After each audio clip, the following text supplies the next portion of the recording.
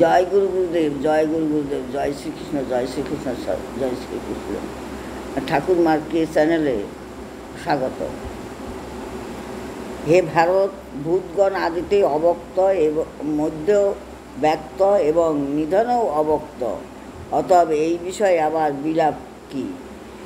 এই আত্মাকে কেহ আশ্চর্যবৎ দর্শন করেন, কেহ ইহাকে আশ্চর্যবৎ বলেন, অন্য কেহ ইহাকে আশ্চর্যবৎ শ্রবণ করেন, আর শ্রবণ করিয়াও ইহাকে কেহ জানেন না। হে ভারত, নিত্য এবং অবদ্ধ এই আত্মা সকলের দেহেই আসেন, অতএব ভূত সকলের জন্য তুমি শোক করিতে পারো না।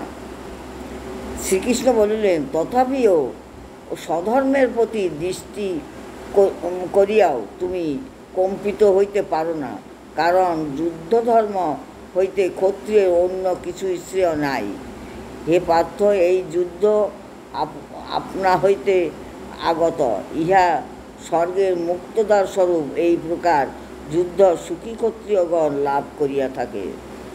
যদি তুমি এই ধর্মযুদ্ধ না করো, তাহলে নিজ ধর্ম এবং কীর্তি পরিত্যাগ করিয়া পাপভাগী হইবে, আর লোক সকল তোমাকে অক্ষয় অকীর্তি ঘোষণা করিবে। মানি ব্যক্তির অযশ মৃত্যু হইতে শ্রেয়।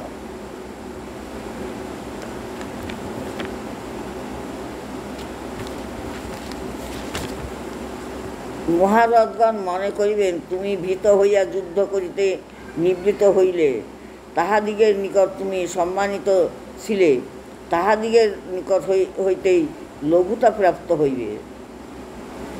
তোমার শত্রুগণ তোমার সামর্থ্যের নিন্দা করিয়া তোমাকে অবক্ত এবং কথা বলিবে। ইহা হইতে অধিক দুঃখের বিষয় আর কি আছে? হত হইলে স্বর্গলাভ করিবে, জয়ী হইলে পৃথিবী ভোগ করিবে। অতএব হে কৌন্তেয়, যুদ্ধ করিতে কৃত নিশ্চয় হইয়া উত্থিত হও।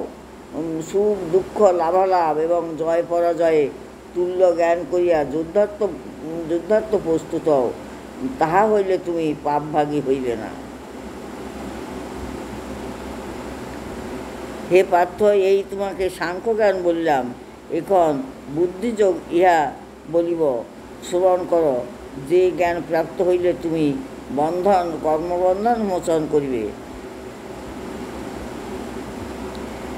এই নিষ্কাম কর্মযোগে প্রারম্ভের নাশ নাই, বিঘ্ন নাই। এ কর্মের অল্প মাত্রাও ভয়াবহ হইতে ত্রাণ করিতে সমর্থ হয়। হে কুরুনন্দন, ইহাতে ভগবৎ অর্চনাস্বরূপ নিষ্কাম কর্ম দ্বারা নিশ্চয়ই উদ্ধার হইব। এইরূপ নিশ্চয়ের বুদ্ধি হইয়া থাকে, কিন্তু কামিগণের বুদ্ধি বহু শাখাযুক্ত ও অনন্ত।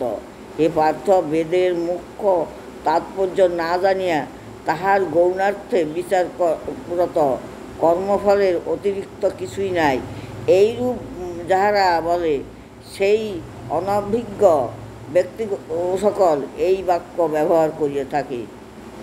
ইতি এই পর্যন্ত।